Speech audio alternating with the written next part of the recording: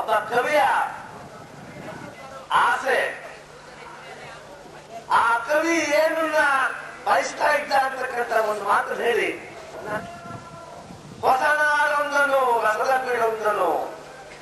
ಹೊಸ ನೆತ್ತರು ಕುಕ್ಕಿ ಹಾರಿ ಹೋಗುವ ಮುನ್ನ, ಹರೆಯದಿ ಮಾಂತ್ರಿಕನ ಮಾಟ ಮುಚ್ಚಿಡುವ ಮುನ್ನ, ಉತ್ಸಾಹ ಸಾಗರದ ಉತ್ತುಂಗ ವೀಚಿಗ ಈ ಕ್ಷುಬ್ಧ ಸಾಗರವು ಬತ್ತಿ ಹೋಗುವ ಮುನ್ನ